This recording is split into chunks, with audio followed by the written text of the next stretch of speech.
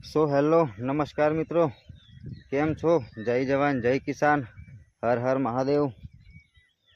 तो આપણે આવી ગયા હતા આપણી વાડી આગે। તારીખ છે 23/6/2026 અને વાર છે મંગળવાર અને સવારના વાગ્યા છે 8:30 ને તમે જોઈ શકો છો આપણો વાડીનો નજારો। જે કે આપણે નીચેવાળો જે મંડપ હતો એનો નજારો છે। આ ડુંખો બધી કારેલાની એટલે કે ઊભી થઈ રહી છે અને તમે જોઈ શકો છો કે માંડવો આપણો લીલોછમ દેખાય છે। આ બાજુ થોડો લીલોછમ દેખાય છે, પેલી બાજુ થોડોક પીળો પડી ગયો છે। તો કે વાયરસ એટલે કે રોગ આવવાની શક્યતા વધારે છે એવું લાગે છે। આ સાઈડ થોડો સારો દેખાય છે, પેલી કોર થોડો ડાઉન પડ્યો છે। આ જગ્યાએ થોડો પીળો પડ્યો છે ને આ બધો થોડોક સારો છે। અને રહી વાત આપણે આ નીચેવાળો મંડપ હતો અને ઉપરવાળો મંડપ તમે જોઈ શકો છો કે આપણે એનું કામકાજ પૂરું કરી નાખ્યું છે।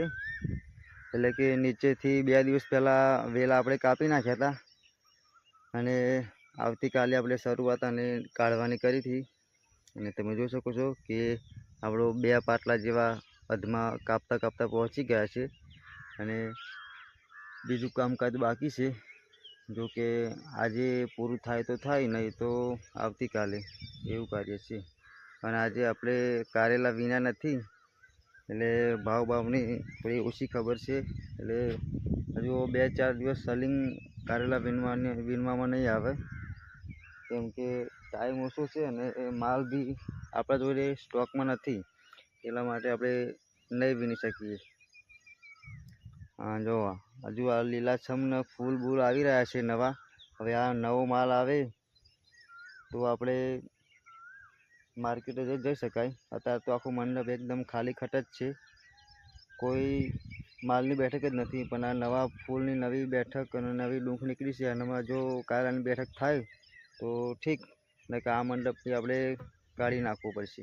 પણ મને નહીં લાગતું કે આપણે આ નીચેવાળો મંડપ કાઢવો પડે। બિયારણ બી જોરદાર છે, વ્યવસ્થિત છે એટલા માટે। અને આમાં આપણે લાંબી વેરાયટી હતી, એની અંદર આપણે બિયારણમાં થોડા મિસ્ટેક હતી, એ મજા થોડીક ઓછી આવીને રોગ પ્રતિશક્તિયા જલ્દી આવી ગઈ એની અંદર। આ પીળું બહુ પડી જાય છે ને એ જતું જ નથી સારું। અને તમે જોઈ શકો છો કે આપણે હવે કાઢવાની શરૂઆત કરી નાખી છે। તો જોઈએ છીએ હવે આ કાઢીને આની અંદર શું કરવાનું છે હું તમને આગલા વિડીયોની અંદર જણાવીશ। વિચારીશ હવે શું થાય કે શું ના થાય ચોમાસાની સિઝનની અંદર। તો જો મિત્રો આપણે ધાબા પર આવી ગયા છે અને આપણે આ આપણા ઘરનું જે મકાન છે ધાબા પર રહીને હું તમને બતાવું કે કેટલો જોરદાર આપણો નીચેવાળો મંડપ છે। આ બાજુ થોડું પીળું પડ્યું છે, હું તમને એટલે બતાવું જોરદાર, અને આ બાજુ થોડું સારું છે।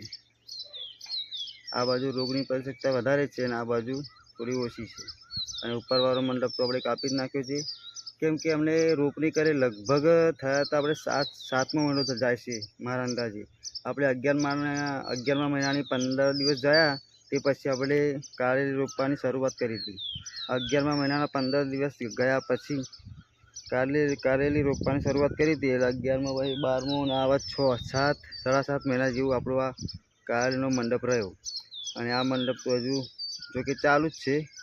આવડતા થોડી કોઈની ઓછી છે, પણ કે જોકે ચાલુ જ છે। અને આ મંડપ આપણે આ 7 મહિના પૂરા થયા, લગભગ 2.5-3 મહિને 2-2.5 મહિને ચાલુ થઈ જાય, 2 મહિને કમ્પ્લીટ ચાલુ થઈ જાય। બધા કહે છે 1.5 મહિને, પણ નહીં, 2-2.5 મહિને કમ્પ્લીટ વાળી ચાલુ થઈ જાય। અને આટલો સમય ટકે છે એમ, જો રોગ ના આવે તો।